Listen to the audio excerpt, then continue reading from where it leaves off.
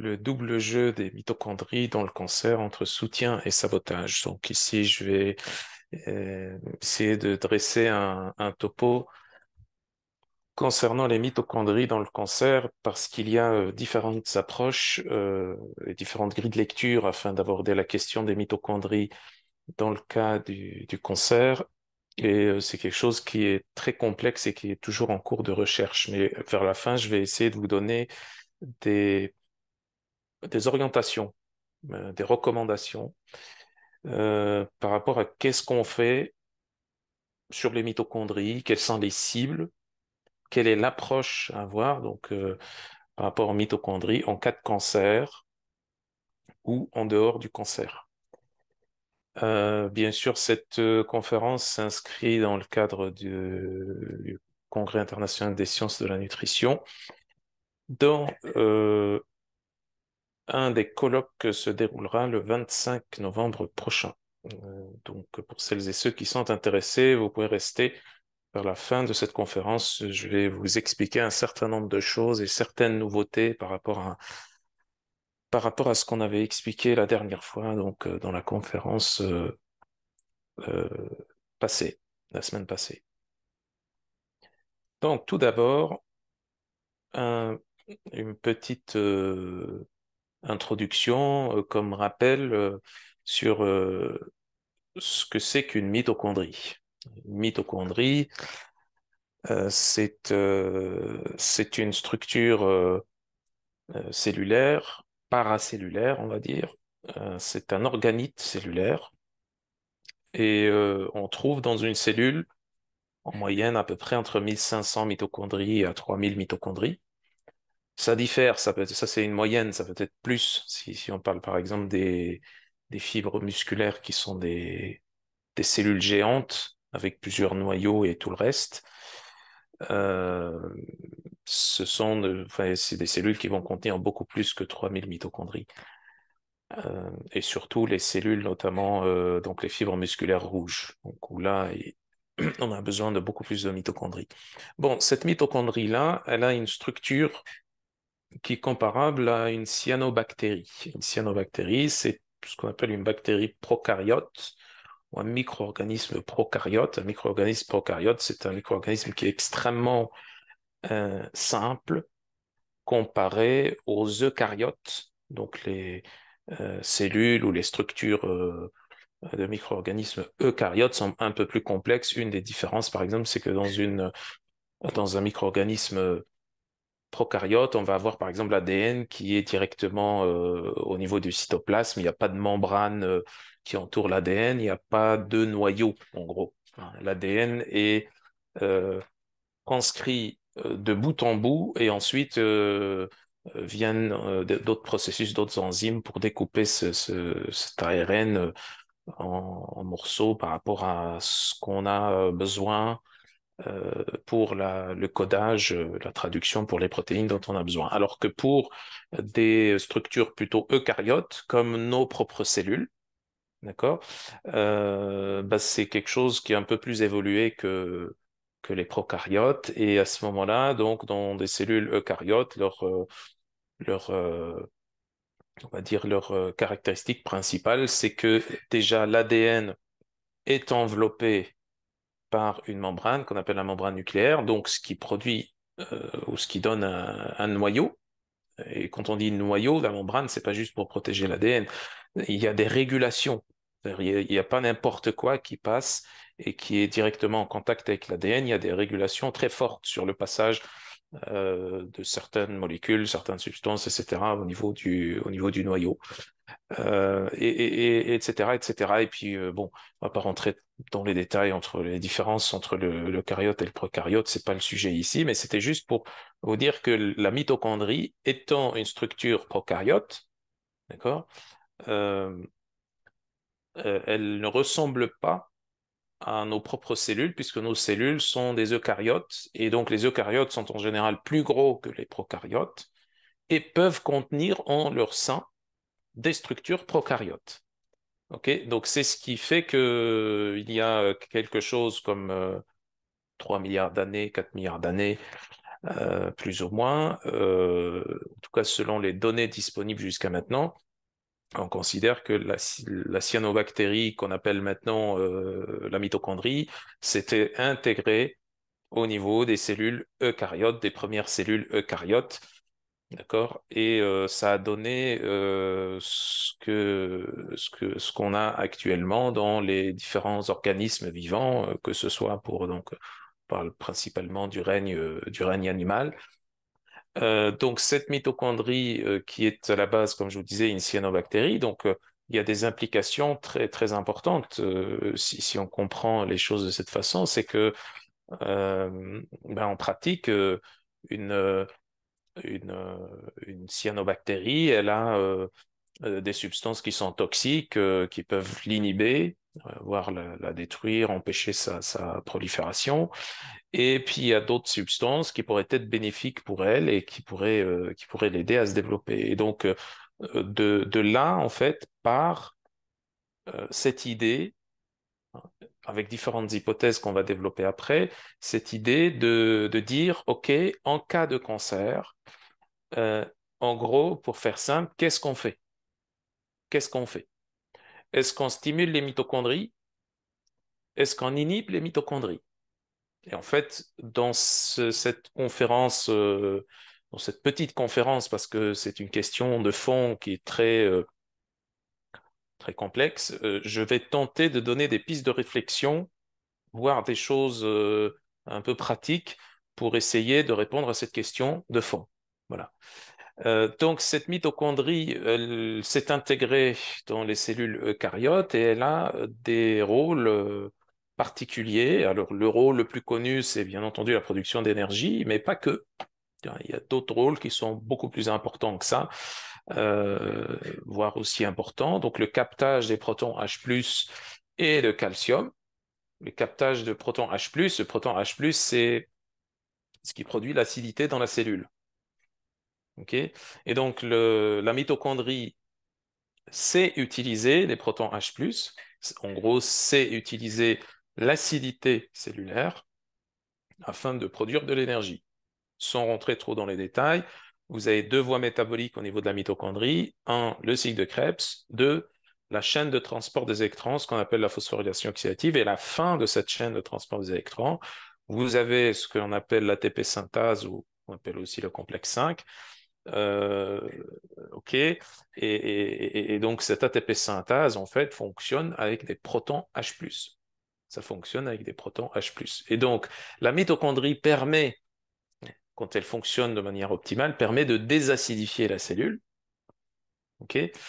Ça permet également de réguler les taux de calcium dans la cellule, parce que le calcium est relativement dangereux dans la cellule. S'il y a trop de calcium qui se balade partout dans la cellule, c'est comme son nom l'indique, le calcium calcifie.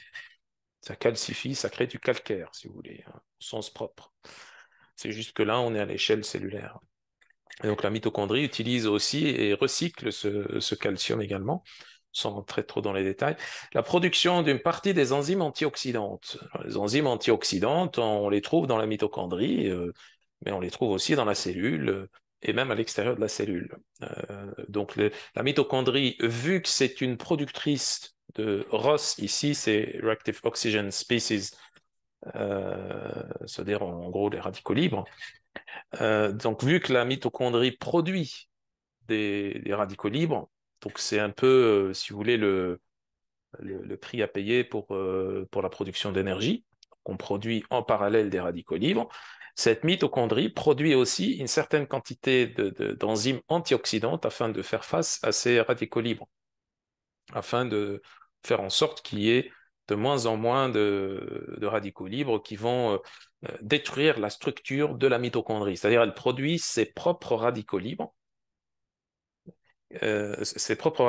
et elle produit, elle a son propre système d'antioxydation. Alors, ce système d'antioxydation, il est tellement efficace dans la mitochondrie, en tout cas dans les mitochondries qui fonctionnent bien, que la cellule elle-même en bénéficie. Parce que vous avez une certaine quantité de SOD qui peuvent traverser les deux couches de la membrane mitochondriale et se retrouver dans le cytoplasme et également contribuer à diminuer notamment un radical libre qu'on appelle l'anion superoxyde, un radical libre qui est très dangereux. Merci de ne pas écrire sur l'écran, s'il vous plaît. Vous voyez, vous m'obligez à départager l'écran à chaque fois. Donc sinon, la mitochondrie, autre chose de très important qui nous intéresse ici, c'est que la mitochondrie régule l'apoptose. L'apoptose cellulaire, ça régule l'apoptose. L'apoptose qui est la mort cellulaire programmée, quand une cellule ne fonctionne plus correctement, quand elle vieillit, quand elle commence à déconner, quand il y a des mutations qui touchent des gènes du cycle cellulaire, donc des oncogènes ou des antigènes, des anti-oncogènes, pardon.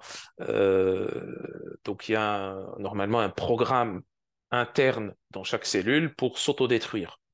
Et ce programme-là, son déclenchement est régulé par la mitochondrie. Alors, pas que, il y a les cellules NK du système immunitaire qui peuvent déclencher ce programme-là de l'extérieur, donc de la cellule, mais les mitochondries jouent un rôle primordial ça joue un rôle d'interrupteur, si vous voulez, dans le déclenchement de l'apoptose.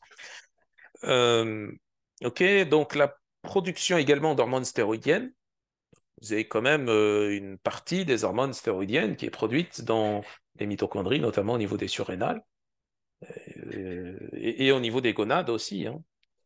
Okay. Et puis les adaptations épigénétiques. On oublie toujours l'histoire de l'ADN mitochondrial parce qu'on parle de l'ADN. En général, quand on dit l'ADN, c'est donc sous-entendu l'ADN nucléaire, l'ADN de la cellule. Or, la mitochondrie, c'est-à-dire les mitochondries, d'accord, les quelques milliers de mitochondries qu'on a par cellule, ont toutes leur propre ADN. Ont toutes leur propre ADN. Okay, et cet ADN mitochondrial est, sans rentrer trop dans les détails, en tout cas, il est transmis par la mère, par la lignée maternelle.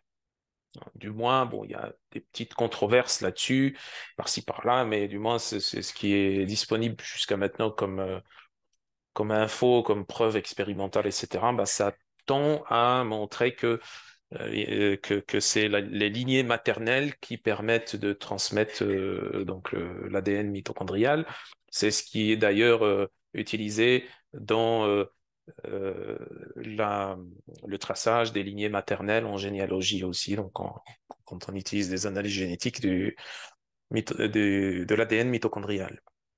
Et donc, cet ADN-là, mitochondrial, c'est un autre ADN. Ça n'a strictement rien à voir avec l'ADN nucléaire. Et cet ADN-là, ben, mis à part le fait qu'il permet le fonctionnement de la mitochondrie, c'est-à-dire ça permet de produire des protéines, cet ADN est transcrit et ça produit des protéines comme des récepteurs, des transporteurs, des enzymes, tout un tas de choses qui permettent à la mitochondrie de fonctionner, des protéines qui permettent à ces mitochondries de se diviser et de se reproduire et de proliférer et de prospérer au niveau d'une cellule. Euh, et donc, mis à part ça, cet ADN régule épigénétiquement euh, le fonctionnement, la transcription de l'ADN nucléaire. Donc, c'est tout un pôle de recherche en épigénétique, mis à part les petits morceaux de RNA, les micro-RNA, les long coding RNA, etc., qui sont produits à partir de l'ADN nucléaire, l'ADN cellulaire lui-même, il y a aussi l'ADN mitochondrial qui fait la même chose. Et donc, ces adaptations épigénétiques sont très complexes, bien entendu. C'est pas le moment ici de parler de ça. Et il y a des informations très parcellaires et très complexes à interpréter et parfois contradictoires. Mais c'était juste pour vous dire que ça intervient aussi dans la régulation, notamment de la cancérogénèse, en régulant le système donc de l'ADN mitochondrial, de l'ADN nucléaire, pardon. Et donc là, vous avez un résumé un petit peu de tout ce que régule la mitochondrie au niveau métabolique. Vous voyez bien que c'est pas juste la production d'énergie. La production d'énergie, oui, ce sont les centrales énergétiques du corps ou des cellules, si vous voulez, mais ça régule un tas d'autres choses. un tas d'autres choses. Donc, du glucose, puisque ça utilise le glucose pour produire de l'énergie, n'est-ce pas? Cycle de Krebs et phosphorylation oxydative, les deux voies métaboliques de la mitochondrie, ce sont, ce sont tout simplement deux voies métaboliques qui permettent la collecte des électrons. Le cycle de Krebs, ça collecte des électrons, transport des électrons, donc la phosphorylation oxydative, ça collecte aussi des électrons pour à la fin créer un gradient de différence entre le potentiel, entre le milieu de la mitochondrie et la partie entre les deux membranes mitochondriales pour produire de l'ATP. Sinon, vous avez le lactate, extrêmement important, on va le voir après comme marqueur du fonctionnement mitochondrial. Le lactate, c'est ce que produit la cellule à l'extérieur des mitochondries. Donc, vous avez le glucose qui passe dans ce qu'on appelle la glycolyse, qui devient pyruvate. Ce pyruvate, il a deux devenirs. Soit il passe dans la mitochondrie, produit de l'ATP, soit il devient lactate, il se fermente, fermentation lactique, et donne du lactate. Donc, du coup, si les mitochondries fonctionnent moins, on ne fonctionne pas, ou on n'a pas un nombre suffisant de mitochondries, ou on a des mitochondries malades, etc., eh bien, on aura plus de pyruvate qui reste dans le cytoplasme, et ce pyruvate, en attendant qu'il passe dans la mitochondrie, en réalité, il passera jamais dans la mitochondrie, il va se fermenter en lactate. Donc, le fonctionnement de la mitochondrie régule la quantité de lactate dans la cellule, et le lactate s'accompagne de production de protons H+. Donc, s'accompagne d'acidité. Acidité intracellulaire. Les nucléotides, la production des nucléotides également, ça vient également des mitochondries. Donc l'immunité innée également. Donc les mitochondries produisent également des molécules de signalisation, notamment les MAFs, qui stimulent l'immunité innée. Donc à la fois les NK, les polynucléaires et les macrophages. Ça régule la quantité de fer, ça régule la quantité de calcium dans la cellule, ça régule les flux de glutamine également dans la cellule. Glutamine, notamment, substance pro-cancérogène, s'il y en a trop, et dans un contexte de cancérogénèse, donc la glutamine est pro-cancérogène. L'apoptose également, j'ai déjà expliqué ça, donc ça régule l'apoptose cellulaire. C'est un déclencheur de l'apoptose cellulaire en cas où il y a un certain nombre de paramètres métaboliques qui sont là. L'équilibre redox, donc l'oxydoréduction, c'est un régulateur de l'oxydoréduction à travers le NADH, NAD+, de forme bioactive de la vitamine B3, et le FADH2, FAD, de forme bioactive de la vitamine B2. La production de ROS, de radicaux libres, donc, espèces réactives d'oxygène, qui sont dans un contexte normal où des mitochondries fonctionnent le plus normalement possible. Ils sont utiles. Ils sont utiles, ils ont une certaine utilité, ces radicaux libres, afin de maintenir une bonne production des antioxydants, des enzymes antioxydantes, donc des systèmes d'antioxydation, du fameux NRF2 régulateur de processus d'antioxydation. Donc, ces radicaux libres sont importants pour le fonctionnement de la cellule, pour la survie de la cellule. Maintenant, s'il y en a trop, ça devient comme n'importe quoi, ça devient ça devient très dangereux. Il y a un déséquilibre entre les antioxydants et les ROS, et les ROS vont détruire les mitochondries, les structures cellulaires, etc. La production d'ATP, on a dit, hein, vous voyez bien que c'est un des rôles uniquement des mitochondries et pas le seul. Métabolisme des protéines, les protons H+, on a dit, donc ça absorbe les protons H+. Et alors, vous avez également l'acétylation, ça c'est tout ce qui est donc régulation épigénétique, etc., etc. Il y a plein d'autres rôles des mitochondries. Le but ici, c'est pas de vous faire donc une énumération de tous les rôles. Ce qui nous intéresse le plus, c'est de parler de ce que moi j'avais appelé ce double jeu des mitochondries dans le cas du cancer. Double jeu, donc qui pourrait déjà en termes d'hypothèse, la base, on ne parle que d'hypothèse pour l'instant, malgré qu'on a quand même un certain nombre de preuves expérimentales, ça pourrait s'expliquer de deux façons. Donc, première chose, ce qu'on appelle l'effet Warburg, hein, donc nommé de ce fameux biochimiste, biologiste, chercheur qu'on appelle Otto Warburg, début du XXe siècle, qui avait identifié donc ce phénomène que le fonctionnement des mitochondries est bloqué dans une cellule cancéreuse. Il est bloqué, ça ne veut pas dire forcément que la mitochondrie est dysfonctionnelle. Alors là aussi, il y a plein de débats et plein de trucs comme quoi c'est le fait qu'une cellule devienne cancéreuse, ben, elle produit un certain nombre d'inhibiteurs en fait du fonctionnement mitochondrial et notamment d'inhibiteurs de certains enzymes du cycle de Krebs, ce qui fait que la mitochondrie ralentit, malgré qu'on a un nombre suffisant de mitochondries, du moins au début du processus cancéreux. Ok, et que en parallèle, puisque les mitochondries sont bloquées, sont fortement ralenties, ben, en parallèle, qu'est-ce qui arrive? Ben, vous avez le fameux pyruvate qui est là et qui attend d'entrer dans les mitochondries. Ben, il n'entre jamais et il se fermente en lactate.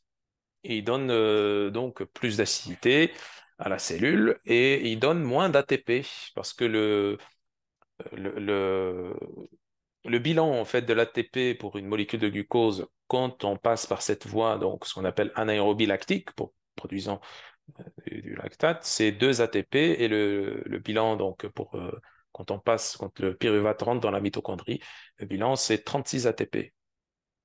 Donc c'est euh, une différence considérable en termes de quantité d'ATP et c'est ce qui fait que la cellule grossit, la cellule cancéreuse, elle grossit, elle devient énorme et c'est ce qui fait qu'à un moment donné, elle est obligée de se diviser. Et ça explique, du moins en partie, euh, le- le- le- la vitesse de multiplication des cellules cancéreuses. Alors, il y a différentes, on est toujours ici, hein, on est toujours dans cette partie-là. Il y a différentes sous-hypothèses, on va dire, qui expliquent ce phénomène d'effet Warburg, malgré que c'est un phénomène qui n'existe pas dans tout type de cellules cancéreuses. Par exemple, c'est le cancer de la prostate, par exemple, certains types de glioblastomes, hépatocarcinome. Dans ces types de cancers-là, on n'a pas d'effet Warburg, on en a en tout cas très peu, ou il y a, en tout cas il y a beaucoup plus de preuves sur le fait qu'il n'y a pas d'effet Warburg sur ce type de cancer. Pour le glioblastome, c'est un peu différent. Ça dépend. Mais en tout cas, c'est un peu différent. Mais pour le reste des cellules cancéreuses, on va dire quelque chose comme 95% des cancers à peu près, euh, présentent les cellules cancéreuses présente cet effet Warburg et qu'est-ce qui fait qu'on a cet effet Warburg? Ben, il y a quelques hypothèses qui expliquent que par différentes voies, etc. Donc, que la cellule cancéreuse, dès qu'elle devient cancéreuse, elle inhibe le fonctionnement de certains enzymes du cycle de Krebs, notamment la toute première enzyme du cycle de Krebs, qui fait que on produit beaucoup de lactate, etc. Et cette acidité et ce lactate, cet excès d'acidité et cet excès de lactate euh, euh, permet en fait d'accélérer le fonctionnement du réticulum endoplasmique, ce qui fait que ça accélère le cycle cellulaire, ça accélère tout. Et en même temps, on produit aussi de l'ATP puisque la cellule cancéreuse est en course, est en course permanente pour avoir plus d'ATP. Et donc c'est pour ça qu'elle consomme des quantités énormes de glucose.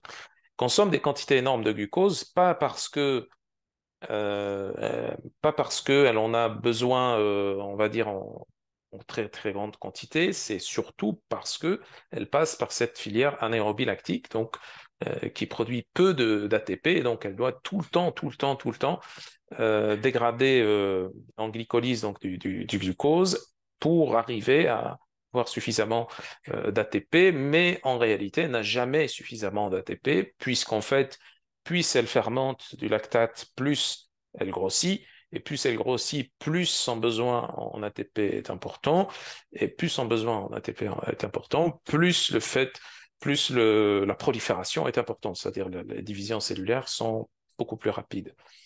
C'est ce qui explique, du moins en partie, c'est une des grilles de lecture qui explique pourquoi on a cet effet hyperprolifératif chez les cellules cancéreuses. Ça, c'est la première hypothèse, on va dire, principale. Et puis, on a une autre hypothèse aussi, les mitochondries et production d'énergie. Donc, ça complète, c'est une autre grille de lecture, ça complète un petit peu aussi ce qu'on vient de dire par rapport à ce double jeu des mitochondries dans le cas des cellules cancéreuses, c'est-à-dire la production d'énergie. La production d'énergie, donc maintenant, on a également ici une arme à double tranchant. S'il s'agit là de cellules cancéreuses, ben, les mitochondries, en général, malgré que, parce que je n'ai pas dit que les mitochondries sont complètement inhibées, même dans l'effet Warburg, sont ralenties. Donc elles continuent quand même à produire de l'énergie, mais à faible cadence. Ok. Euh, mais s'il s'agit maintenant d'une cellule normale, une cellule normale a besoin de produire de l'énergie, et donc l'hypothèse ici de mitochondrie et production d'énergie, elle stipule que plus plus on a d'énergie dans une cellule, et plus la cellule arrive à réguler fortement et rigoureusement son cycle cellulaire. Cycle cellulaire, ça veut dire ce qui permet à la cellule de se diviser, de proliférer, pour les mitochondries de proliférer, etc. Donc, c'est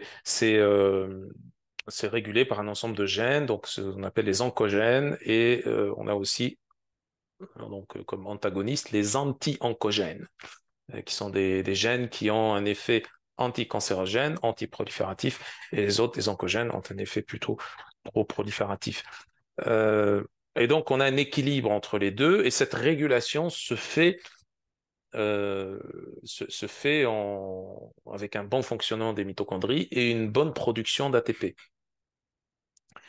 Donc, dans le sens contraire, cette hypothèse stipule que si on a moins d'ATP dans une cellule, au-delà d'un certain seuil critique, la cellule part en division anarchique, c'est-à-dire le cycle cellulaire devient en faveur des oncogènes, des protéines pro-prolifératives, et la cellule part en cellule cancéreuse. Cette hypothèse je ne pourrais pas dire si c'est exact ou pas, mais il y a quand même pas mal d'études, surtout en général des études sur des modèles cellulaires ou des micro-organismes qui permettent d'illustrer cette hypothèse-là. Donc, sur ces deux hypothèses-là, donc, qui constituent deux grilles de lecture très différentes, on comprend bien que donc une mitochondrie, lorsqu'il s'agit d'une cellule cancéreuse, elle va contribuer à augmenter l'acidité au niveau de la cellule cancéreuse, ce qui fait que, et en douce, hein,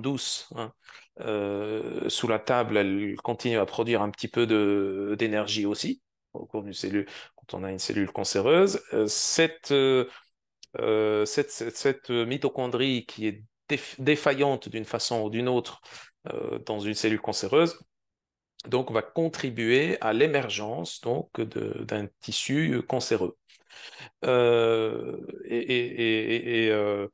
le sens contraire, une mitochondrie dans une cellule normale, en général, on va le voir après, juste après, elle a comme rôle, comme objectif, d'œuvrer au bien commun cellulaire, c'est-à-dire de permettre de produire suffisamment d'énergie, de déclencher l'apoptose quand il y a besoin, etc., de diminuer l'acidité au niveau de la cellule, et ainsi de suite, afin de l'empêcher d'être une cellule cancéreuse. OK? Donc, si on parle d'un rôle, on va dire, dangereux des mitochondries dans le développement du cancer, on a différentes voies métaboliques par lesquelles on peut obtenir cette cancérisation des cellules. Donc, l'inhibition de l'apoptose cellulaire. Donc, il y a, mis à part le fait qu'il y a des mutations sur l'ADN mitochondrial qui conduisent à ça. qui conduisent au fait que la mitochondrie produit des protéines inopérantes, des protéines qui sont censées déclencher l'apoptose, qui sont inopérantes et qui font qu'une mitochondrie va avoir un handicap pour déclencher l'apoptose et alors donc la cancérisation de la cellule se fait plus facilement. Production d'Eros, on a dit, dans le cas d'une cellule cancéreuse qui est déjà cancéreuse, les mitochondries, ce qui se passe au niveau des mitochondries, c'est en fait, ce que je ne vous ai pas expliqué tout à l'heure, c'est une inhibition du cycle de Krebs et en même temps, une accélération de la phosphorylation oxydative. Et c'est ça qui fait que les mitochondries vont jouer sur les deux situations, c'est-à-dire d'une part, ne pas produire d'énergie parce qu'on n'a pas de collecte d'électrons au niveau du cycle de Krebs qui est suffisante, mais d'autre part, la chaîne de transport des électrons fonctionne de manière très accélérée avec des électrons très régulièrement recyclés. Il n'y a pas de nouveaux électrons en fait, ou il y a très peu de nouveaux électrons qui viennent au niveau du cycle de Krebs vers cette voie-là. Et donc, ça produit énormément de radicaux libres pour pas grand-chose d'ATP, en gros. Et ces radicaux libres vont encore créer des mutations au niveau des cellules cancéreuses et ça va encore développer donc le processus de cancérogénèse. Augmentation d'acidité cellulaire, donc avec le lactate notamment, et proton H+, hypoxie cellulaire, donc, puisque il n'y a que les mitochondries qui savent utiliser l'oxygène, d'accord? Répression de l'expression des anti-oncogènes nucléaires, on en avait parlé tout à l'heure. La glutamine pour la synthèse des nucléotides également, donc c'est pour ça que dans un processus cancéreux, vous avez en gros les deux organes consommateurs principaux de la glutamine, que sont en fait les poumons et les muscles, qui deviennent des consommateurs secondaires au profit de la tumeur. Et vous avez en parallèle aussi les organes qui sont les plus producteurs de glutamine, entre autres donc les reins et le foie, qui deviennent en fait donc des producteurs beaucoup plus, beaucoup plus forts, donc ils produisent beaucoup plus de glutamine et produisent ça pour le compte de la tumeur. Donc la production de la glutamine augmente par le foie et les reins, et en parallèle, la, euh, si vous voulez, les autres organes, donc on a des organes principaux et des organes secondaires de consommation de la glutamine. Vous avez les muscles et les poumons qui sont censés, chez une personne en bonne santé, être les consommateurs principaux de la glutamine. Accessoirement, vous avez les muqueuses, notamment la muqueuse digestive, et aussi le système immunitaire. Ceux-là, donc muqueuse digestive et système immunitaire, deviennent des producteurs secondaires dans le cas d'un cancer. Ils passent du statut de consommateur secondaire à la glutamine à producteur secondaire. Donc tout le monde va produire de la glutamine pour le processus cancéreux. Et donc, qu'est-ce qui produit la glutamine dans ces organes que je viens de nommer? Devinez qui? C'est la mitochondrie. La glutamine est produite à partir du glutamate. C'est une forme en fait circulante du glutamate. En réalité, le glutamate ne peut pas circuler, ne peut pas traverser les membranes et donc il se transforme en glutamine pour circuler. Et ce glutamate vient en une seule réaction de ce qu'on appelle l'alpha-kétoglutarate. L'alpha-kétoglutarate, un des métabolites du cycle de Krebs. Ok, donc le succinate aussi, métabolite du cycle de Krebs qui augmente la multiplication cellulaire, l'acétylation des histones, etc. On a parlé donc de l'adaptation épigénétique. Augmentation du NADPH. Petite distinction entre NADH et NADPH. NADPH, c'est une forme phosphatée du NADH. Le NADH est catabolisant. Le NADPH est anabolisant. Donc, il est hyperprolifératif aussi. Donc, quand on a un déséquilibre en NADPH, NADH, en faveur de NADPH, on a plus de prolifération, le cycle cellulaire s'accélère. Moi, ça, c'était un peu comment qu'une mitochondrie peut favoriser la cancérisation. Donc maintenant, une mitochondrie est pas censée produire un processus cancéreux. Les causes, en fait, qui font qu'une mitochondrie vire vers plutôt une contribution significative à la cancérisation de la cellule sont très mal connues. Ça peut être, mis à part des mutations, alors il y a des mutations qui sont très rares sur l'ADN mitochondrial qui peuvent contribuer à ça, comme je vous disais tout à l'heure, il peut y avoir des mutations sur les gènes qui codent pour des protéines qui déclenchent l'apoptose au niveau de la cellule.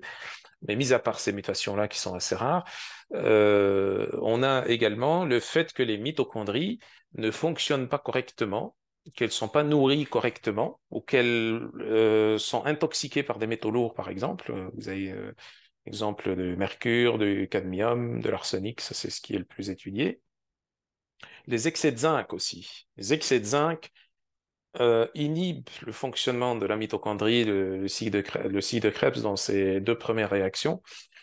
Mais les excès de zinc, les vrais excès de zinc, hein, c'est pas l'apport en zinc normal ou la supplémentation en zinc sur des petites doses, c'est les excès de zinc pris sur des durées longues, ça inhibe le cycle de Krebs. Et donc, quand une mitochondrie ne produit pas suffisamment d'ATP, eh ben, elle peut pas assurer son fonctionnement, son renouvellement.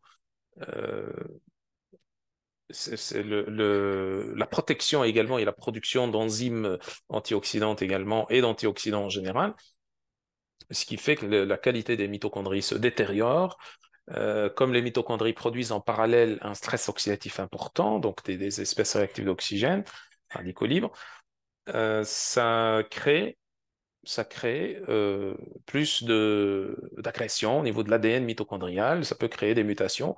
Donc, qui ne sont pas forcément des mutations qui sont transmises, c'est des mutations intergénérationnelles, mais des mutations qui sont produites ponctuellement sur le coup parce que les mitochondries fonctionnent plus correctement. Et donc, ça peut permettre que les mitochondries virent vers un soutien du processus cancéreux.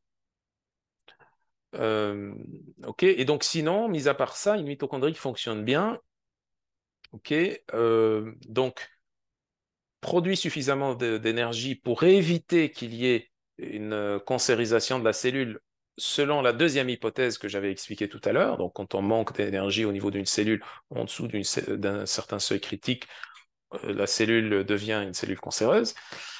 Induction d'apoptose cellulaire, ça c'est vraiment la base, hein. Une mitochondrie, c'est ce qui produit les protéines qui permettent d'induire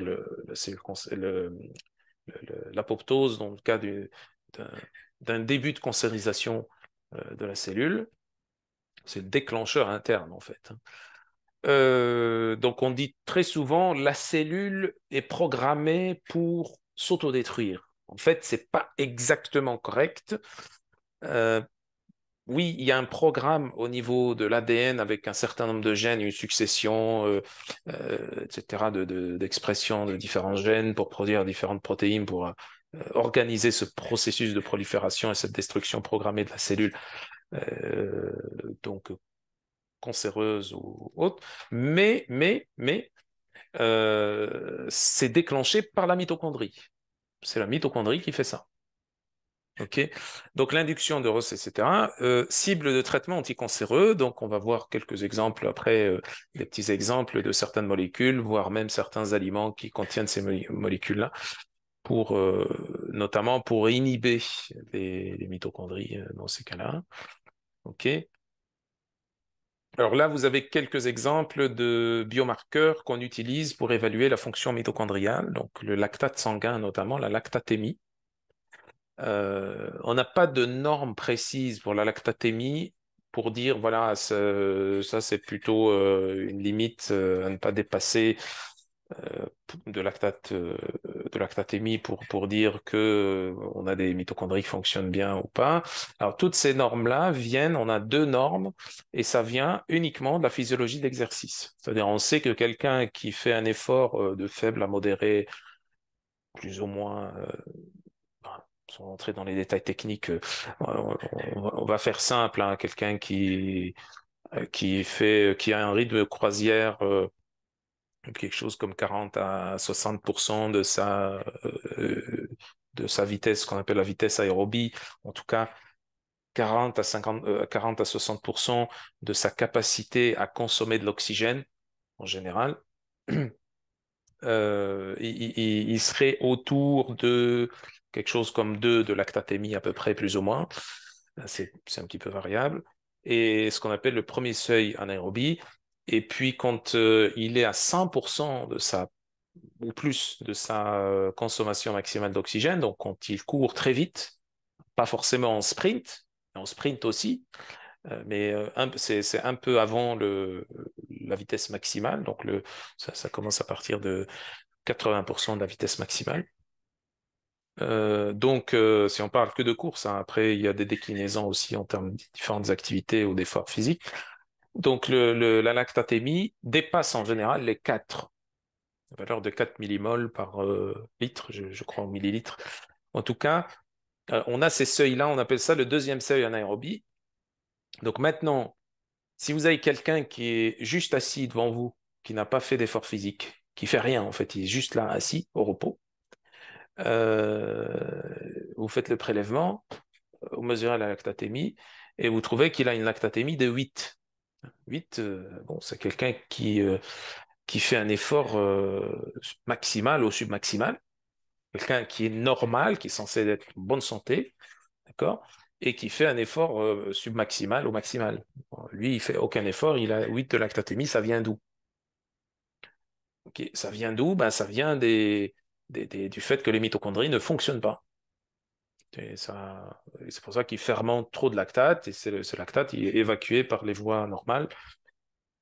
Et donc c'est comme ça on détermine un dysfonctionnement mitochondrial, que ce soit au cours d'un cancer ou hors cancer d'ailleurs. Au cours d'un cancer, on a toujours une lactatémie supérieure à 4, ça c'est toujours, hein, et on peut avoir une lactatémie qui est même beaucoup, très, trop élevée par rapport à ça, je vais vous en parler après.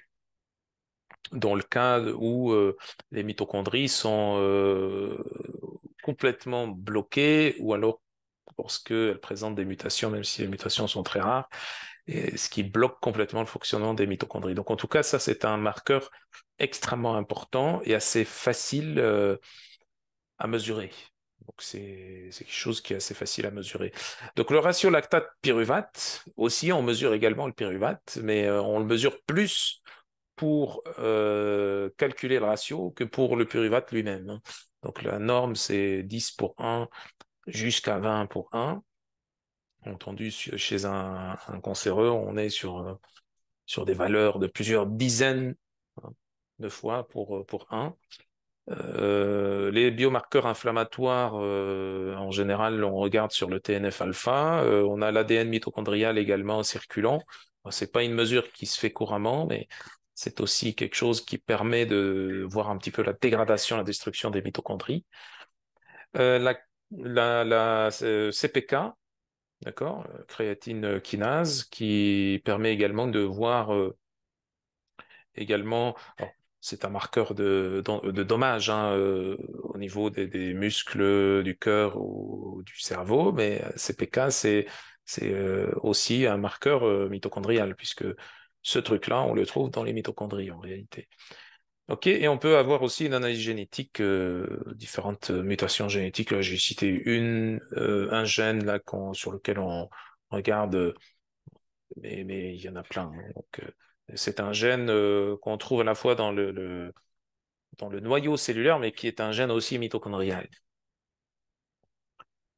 Alors, qu'est-ce qu'on fait concrètement pour quelqu'un qui a un cancer? Pour quelqu'un qui a un cancer, donc, puisqu'on travaille plus ou moins à l'aveugle, hein, pas forcément toujours, on mesure pas toujours ces marqueurs-là, et même si on les mesurait, ça reste toujours très complexe et puis avec l'effet Warburg, on ne sait pas trop.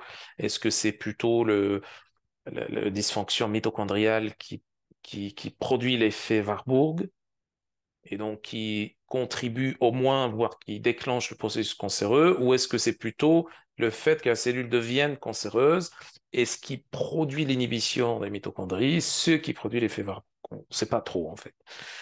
Mais par contre, donc, le plus important, c'est d'avoir des inhibiteurs des mitochondries, ok, sauf un composant que je vais vous montrer tout à l'heure et en parler, qui est un inducteur des mitochondries et qu'on peut donner dans certaines conditions dans le cas du cancer. Mais là, normalement, la stratégie au cours d'un cancer, c'est de donner tout ce qui a un effet inhibiteur de la fonction mitochondriale. Alors, effet inhibiteur de la fonction mitochondriale, il y a certains composants qui peuvent avoir un effet inhibiteur sur la fonction mitochondriale des cellules cancéreuses, sélectivement, même si ce n'est pas toujours très clair, et même si les études, c'est toujours des études sur des modèles cellulaires. Donc, il y a certains composants qui peuvent avoir un effet inhibiteur sélectif, donc sur les mitochondries des cellules cancéreuses, et par des mécanismes complexes, je ne vais pas expliquer ici, mais qui peuvent avoir un effet plutôt parfois inducteur, parfois aucun effet ou neutre plutôt sur les mitochondries des cellules qui ne sont pas cancéreuses. Ça reste des choses un peu complexes. Là, je vous explique ça comme ça, pêle-mêle, mais c'est globalement ça. Donc, on a un certain nombre de composants. Donc, vous avez des exemples ici, hein, la fameuse vitamine A, etc. Bon, tout ça, c'est des exemples un peu expérimentaux. En général, qu'on n'utilise pas toujours parce que tout n'est pas dispo, sauf l'acide bétulinique, par exemple, ou le resveratrol. Ceux-là sont excellents. Ça a été testé, là, dans cette étude, par exemple, il montre que ça a été testé sur le cancer cervical et cancer du poumon pour l'acide bétulinique et que le resveratrol, ça a été testé plutôt sur le cancer du côlon. Mais il y a plein d'autres études hein, sur ça. La vitamine A, cancer cervical, ça, c'est à prendre avec des pincettes aussi, parce que la vitamine A, elle est très controversée dans le cas du cancer. Pour différentes raisons, ça peut aggraver la situation si on n'en a pas besoin. Ok, là, ça pourrait être intéressant aussi d'expliquer un truc ici rapidement, par exemple par rapport à la vitamine K3. La vitamine K3, vous savez qu'elle est interdite, hein, par exemple aux États-Unis, etc., même en Europe, parce qu'elle inhibe la production de glutathion. Elle a un effet hein, procoagulant, mais elle inhibe la production de glutathion et donc elle est extrêmement hépatotoxique. Extrêmement hépatotoxique. Et donc elle a été testée pour justement certains types de cancers, pour sa toxicité, mais ça reste très controversé. Donc là, je vous montre un petit peu des choses expérimentales, mais ce qui pourrait être intéressant, ce sont ces composants-là. Donc, il y a un certain nombre de faisceaux de preuves qui montrent que ça interagit avec les mitochondries des cellules cancéreuses, du coup, pour les inhiber. Et surtout, ce qui est le plus important, en fait, les cellules précancéreuses. Les cellules précancéreuses, donc ces composants-là, bon, dans l'ensemble, ça peut avoir soit une amélioration du fonctionnement mitochondrial dans les cellules précancéreuses, soit une inhibition complète pour certains composants de ces mitochondries, ce qui peut, ou en même temps, c'est ce qui est complexe aussi, en même temps, certains de ces composants-là ont aussi un effet déclencheur de l'apoptose. Donc, il y a à peu près oui, c'est mis à part la sésamine, par exemple, et le magnolol, tout le reste, et les isothiocyanates des crucifères, tout le reste va avoir plutôt un effet euh, inducteur de l'apoptose, donc qui oblige en fait la mitochondrie à transcrire les gènes qui codent pour les protéines qui produisent l'apoptose cellulaire. Et ça, c'est un des rôles majeurs aussi de ces composés-là. Donc, c'est pour certains des composés à effet pléiotrope. Donc, inhibition des mitochondries dans les cellules précancéreuses et cancéreuses et déclenchement de l'apoptose. Alors, bien entendu, on n'a pas d'études cliniques là-dessus. C'est bon. Au mieux, on a des études précliniques sur ça. Donc, ça reste quand même très, très, c'est-à-dire très préliminaire comme résultat, comme preuve. OK. Donc vous avez ici, je vous ai mis une liste avec les plantes, aliments qui peuvent contenir ces composés-là, mais bien entendu, le mieux c'est de les prendre sous forme d'extrait sec titré. Ça aura beaucoup plus d'effet et beaucoup plus d'efficacité. Alors, mis à part les autres composants dont on avait parlé ici, donc pour l'inhibition des mitochondries, on peut se permettre de donner du coenzyme Q10 chez un cancéreux sous quelques conditions. Parce que le coenzyme Q10, c'est un des composants de la chaîne de transport des électrons, la phosphorylation oxydative, et donc ça va stimuler la fonction mitochondriale. Ça ne va pas stimuler la fonction mitochondriale dans les cellules cancéreuses, dans certaines conditions, sous certaines conditions que je vais vous expliquer ici, mais en général, c'est quelque chose qui est recommandé, qui est recommandé notamment dans les premiers stades du cancer, donc stade 1, stade 2, sauf immunodépression majeure. Ces patients-là, c'est en général des personnes qui sont déjà à la base de constitution fragile, qui ont un système immunitaire qui est très fragilisé, très qui développent des allergies régulièrement, soit des terrains allergiques, soit des terrains auto-immuns, soit des terrains inflammatoires, soit des terrains infectieux. Ça dépend et qui peuvent développer un cancer. Et donc, si on a affaire à ce type de patient, pas de coenzyme Q10. Pas de coenzyme Q10 dans cette situation-là, même en cas de stade 1 ou stade 2, pas de coenzyme Q10, pour une raison simple, c'est qu'en fait, c'est les cellules de l'immunité innée, macrophages notamment et NK, qui vont séquestrer la plus grande partie du coenzyme Q10 qui va être absorbé. Et c'est ce qui fait que ben, quelqu'un qui est en stade 1, par exemple, de cancer, va bénéficier beaucoup plus de ce coenzyme Q10 parce que ça va renforcer son système immunitaire. OK?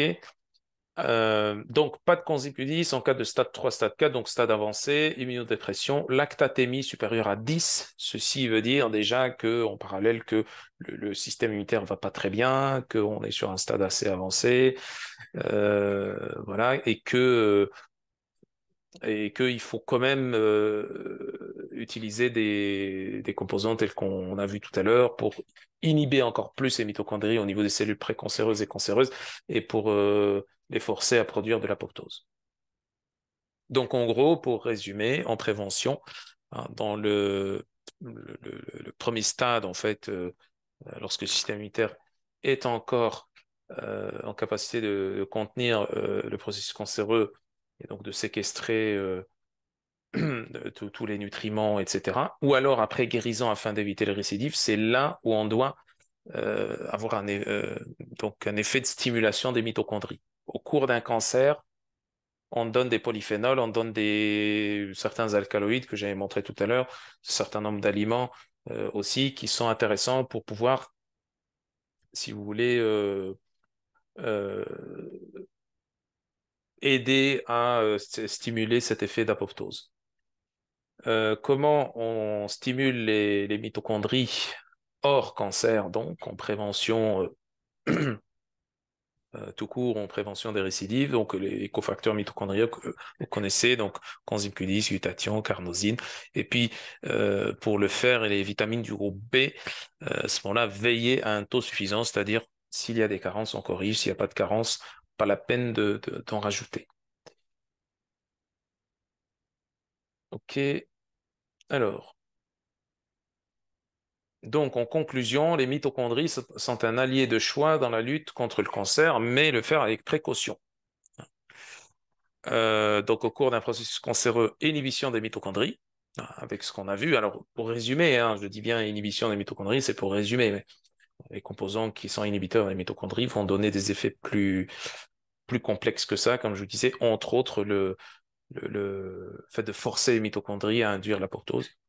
Hors processus cancéreux, on induit les mitochondries afin de protéger les cellules et afin d'avoir une quantité suffisante d'énergie afin que les cellules puissent fonctionner normalement.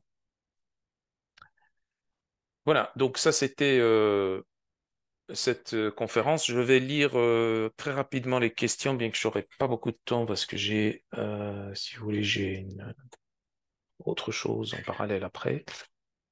Donc, juste pour petit rappel par rapport à ce colloque formation qui aura lieu le 25 novembre. Donc, il y en a beaucoup qui m'ont contacté, qui ont contacté Tissem également pour prolonger la période d'inscription pour bénéficier du replay du coup de l'ancienne édition donc de la formation cancer et micronutrition. Et donc on a décidé donc sous l'effet de plusieurs demandes, on a décidé de prolonger euh, le, la durée ou la période d'inscription jusqu'à lundi prochain, donc lundi 20 novembre.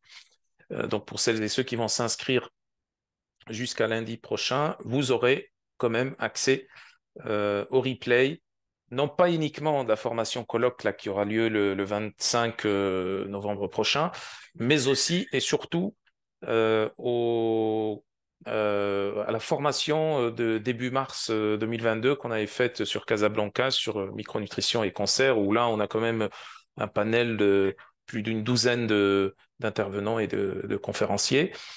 Bien sûr, donc, comme je disais la dernière fois, accès au support de cours, etc., à la fois pour le replay de la formation micronutrition cancer et aussi le replay du colloque formation. Une attestation de formation également, donc prise en charge micronutritionnelle des cancers hormonodépendants, parce que il y aurait donc cette thématique qui serait développée au cours de la journée du 25 novembre. Il y aura bien entendu pour certains conférenciers des cas cliniques avec des conduites à tenir pratiques des protocoles, d'accord? Il y aura aussi d'autres conférences, comme par exemple celle de Stéphane, Stéphane Rizimand, docteur Stéphane Rizimand, qui va intervenir donc sur le rôle des hormones dans le cas hormones sexuelles, surtout dans le cas du cancer, puisqu'on parle ici de cancer hormonodépendant. Il y aura aussi donc des conduites à tenir pratiques et des protocoles dans ce cadre-là. Et puis, il y aura également un résumé, un récapitulatif de ce qui a été fait au cours du dernier congrès, parce que ça a été beaucoup demandé. Donc, les recommandations pratiques pour la prise en charge micronutritionnelle et nutritionnelle du cancer tout court, hein, euh, par rapport à tout ce qui a été fait sur la formation dernière micronutrition et cancer et sur cette nouvelle formation donc du 25 novembre. On vous parlera aussi des différentes publications qu'on avait soumises à publication, dont une qui a été publiée. Et on vous parlera aussi de pas mal d'autres choses concernant la prochaine édition du Congrès international des sciences de la nutrition. Euh, voilà, alors, autre chose de très important aussi à expliquer ici, c'est que celles et ceux qui vont participer donc à cette journée donc de formation du 25 novembre euh, auront des avantages par rapport aux prochaines éditions, notamment la prochaine édition, la deuxième édition du Congrès international des sciences de la nutrition. Donc, il y aura des promotions, des réductions au niveau des tarifs d'inscription, avec d'autres surprises aussi. Je ne peux pas tout vous dévoiler ici, mais voilà. Donc, si vous avez besoin d'informations, vous pouvez déjà aller sur la page Facebook Somna, donc la page Facebook Somna, Somna SO2MNA. Donc, vous allez trouver donc l'événement. Vous ouvrez l'événement micronutrition et cancer. Vous allez avoir donc tout le programme en plus des liens d'inscription. D'accord? Pour celles et ceux qui voudraient s'inscrire. Sinon, si vous avez d'autres questions autres, etc., donc vous pouvez contacter Dr Tissem Tejmouati qui se fera un plaisir de vous répondre. Donc, téléphone, WhatsApp, vous avez le téléphone ici, notez-le bien.